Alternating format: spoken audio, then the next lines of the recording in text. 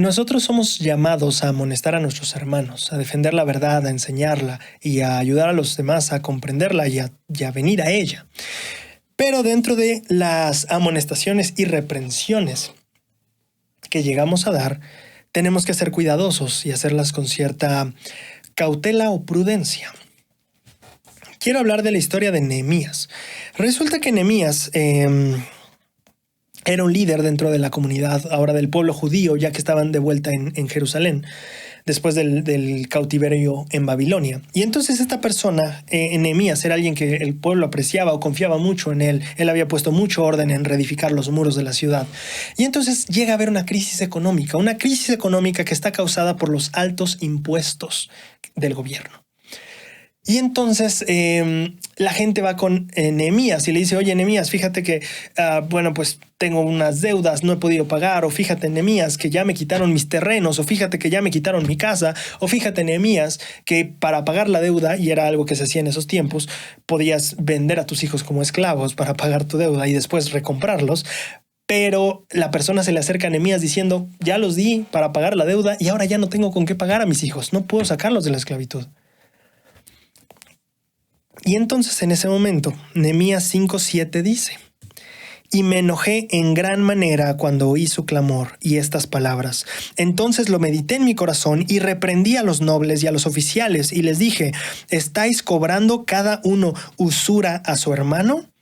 Y convoqué contra ellos una gran asamblea y les dije, nosotros, según nuestras posibilidades, rescatamos a nuestros hermanos judíos que habían sido vendidos a las naciones. Y vosotros hasta vendéis a vuestros hermanos para que sean de nuevo vendidos a nosotros. Callaron pues y no tuvieron que responder. Estamos esforzándonos por quitarlos de un cautiverio y los venimos a meter a nuestro cautiverio.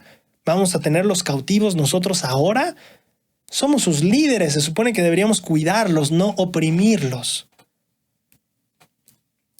Y en este caso los principales, los oficiales, los nobles, aceptan a lo que Nehemías dijo y cambian la estructura. El pueblo supera esa crisis económica.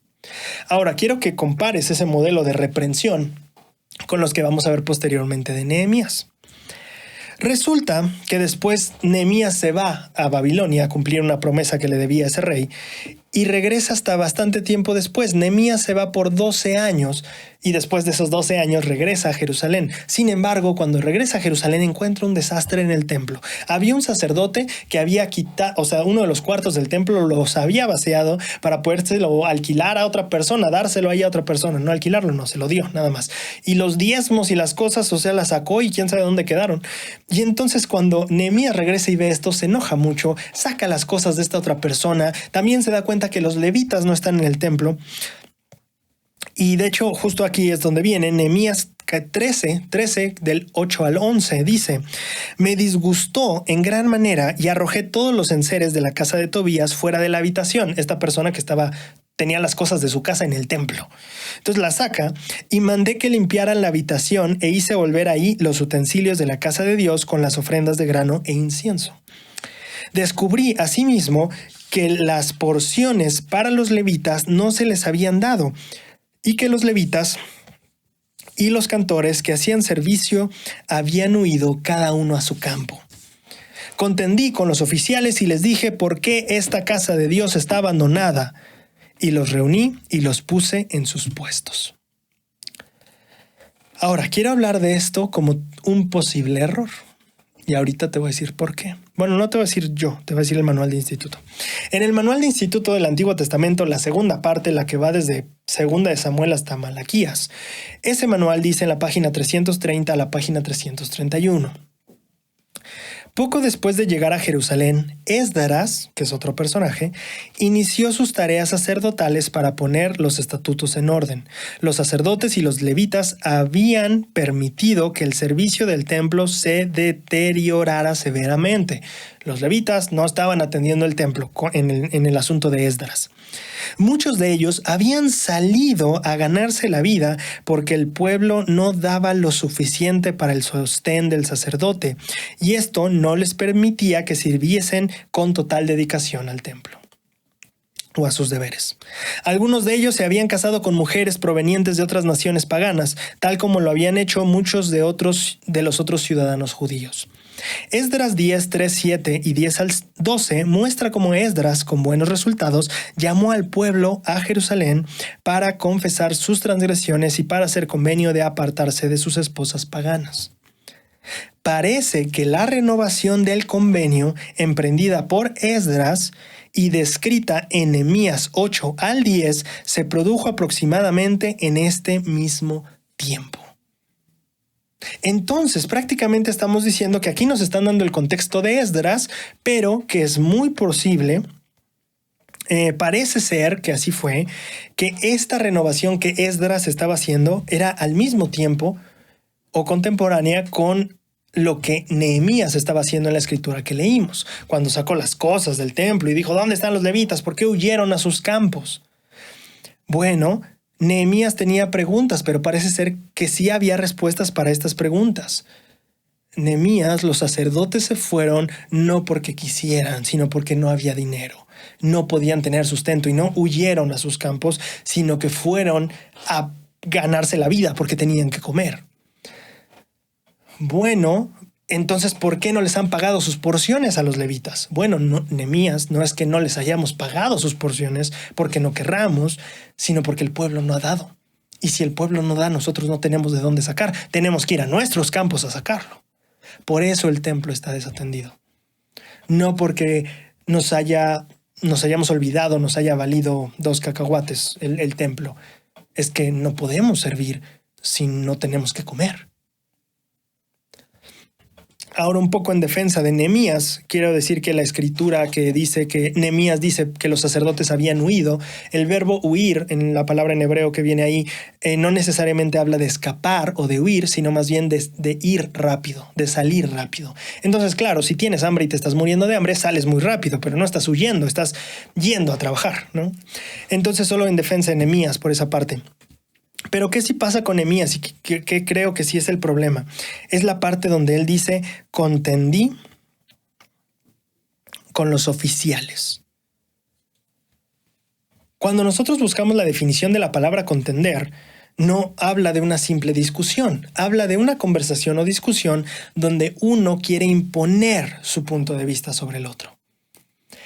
Entonces, no tiene nada de malo que tú y yo tengamos un desacuerdo siempre y cuando yo no esté imponiéndote, porque eso es contender, o tú imponiéndome a mí, eso es contender. Si nosotros podemos tener un desacuerdo y podemos con humildad saber que estamos entrando a este diálogo donde tal vez yo soy el que está equivocado. La contención es cuando yo no tengo esta humildad, como la vimos al principio con Tatnai, de que, oye, yo estoy empezando este diálogo diciéndote qué es lo que los judíos me dijeron y también pidiéndote que busques en la información para yo saber la verdad. Yo no vengo aquí a imponer mi postura, vengo aquí a conocer la verdad y a aferrarme a ella. La contención es lo opuesto a ella. Yo vengo a imponer lo que en mi perspectiva es la verdad, en lugar de vengo a ver y a comprender la verdad. Y si yo estoy mal, estoy dispuesto a cambiar. Entonces, ¿qué hace Nehemías? Nehemías viene imponiendo sus preguntas, viene imponiendo su punto de vista. ¿Por qué desatendieron? ¿Por qué hicieron? ¿Por qué está esto mal? ¿Por qué no están haciendo su trabajo? Espérate, Nehemías, no es que no quisiéramos hacer nuestro trabajo, es que no había para comer. Ahora, ¿qué otra diferencia encontramos entre esta reprensión de Nehemías y la que vimos antes? Si tú pusiste atención al versículo, Nehemías 5:7 dice, entonces lo medité en mi corazón y reprendí a los nobles. Nota la diferencia a decir, contendí con los oficiales. En ambos ejemplos, Nehemías se molestó y tiene derecho. Tenemos derecho a sentirnos molestos cuando las cosas no se dan como deberían darse, como esperamos que se den. Sin embargo, hay una diferencia entre el Nehemías que medita en su corazón y después reprende y un Nehemías que no menciona que medita en su corazón y un Nehemías que contiende. Lamentablemente para nosotros, la historia sigue en ese círculo de decadencia, no refiriéndome a la persona, sino a la manera. En la siguiente encuentro que tiene Nehemías similar, lo que resulta es que encuentra que hay gente que está vendiendo en el día de reposo, el día sábado. Y entonces otra vez contiende con los nobles y les dice, ¿por qué están dejando que esto suceda? Si esto fue lo que nos trajo los problemas en primer lugar. Pero lo que hace Nehemías, y no sé si tenía la autoridad o la autorización para hacerlo, pero solo dice que lo hace, es que el día anterior, el viernes en la noche, él manda cerrar las puertas de la ciudad. Y entonces el día sábado la gente no puede entrar y los mercaderes pues se quedan afuera esperando, ¿no? Y bueno, resulta que en 2 o 3 ocasiones se quedan esperando. Y dice la escritura en Nehemías 13:21, y los amonesté y les dije, ¿por qué pasáis la noche delante del muro? Si lo hacéis otra vez, os echaré mano. Desde entonces no vinieron en el día de reposo. Ahora, claro que podemos ver diligencia y amor por los mandamientos y querer vivir la ley, pero aquí Nehemías empezó a amenazar a las personas. Ya no solo contendió con ellas imponiendo su punto, las amenazó también. Lamentablemente el punto todavía se vuelve, o el modelo se vuelve más decadente cuando llegamos al siguiente ejemplo. Resulta que Nehemías, unos versículos más adelante, se entera de que hay personas que se están casando fuera del convenio. Nehemías 13:25 dice, y contendí con ellos y los maldije y golpeé a alguno de ellos y les arranqué los cabellos. Y les hice jurar diciendo, no daréis vuestras hijas a sus hijos, ni tomaréis sus hijas para vuestros hijos, ni para vosotros mismos. Contendí con ellos, los golpeé, les arranqué cabello. Ya no parece el Nehemías que meditaba en su corazón y después amonestaba. Parece más bien la versión de Nehemías que iba a la contención y si él se agitaba o se acaloraba más el asunto, pues nos íbamos a ir a los golpes.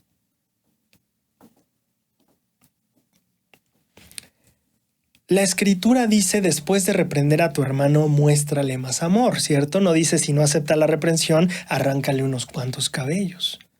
Nehemías parece estar perdiendo aquí su rumbo. Y aquí no quiero hacer una difamación sobre Nehemías, no quiero ilustrar un punto al cual todos somos vulnerables. Nehemías era una persona increíblemente dedicada a la obra. Él fue el que puso en orden la ciudad, el que levantó los muros, el que luchó contra críticas y burlas, el que pasó el área de la burla y llegó al área del respeto, el que estaba haciendo que Israel o el pueblo de Judá volviera a ser el pueblo del Señor.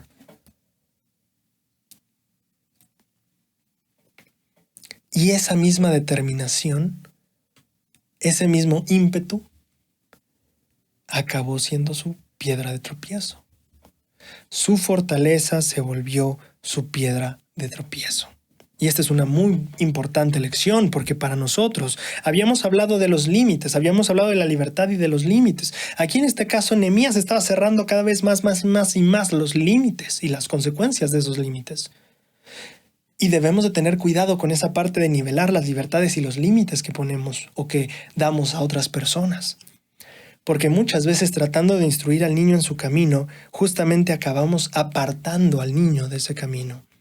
Y tratando de ayudarlo, instruyéndolo, acabamos obstruyéndolo. En este caso creo que es muy importante recordar a Nehemías. ¿Qué es lo primero que pasó? La primera reprensión que vimos de Nehemías. Se enojó, sí, se enojó, pero lo pensó, lo meditó en su corazón y después reprendió. No contendió, reprendió. Lo meditó en su corazón. Todos tenemos, y mira, lo digo porque todos tenemos derecho a sentirnos enojados con una u otra situación, totalmente, es natural. Es natural que nosotros nos sintamos enojados y que nosotros, así como Nehemías, nos dé coraje. Pero el problema con Nehemías fue que después ya no controló esos sentimientos y emociones. Dejó que las emociones dirigieran la situación. Ahora, tú y yo, repito, tenemos todo el derecho del mundo a sentirnos enojados o no. Todo el derecho, las emociones son válidas. Pero lo que debemos preguntarnos antes de actuar es si realmente queremos que sea la emoción la que hable.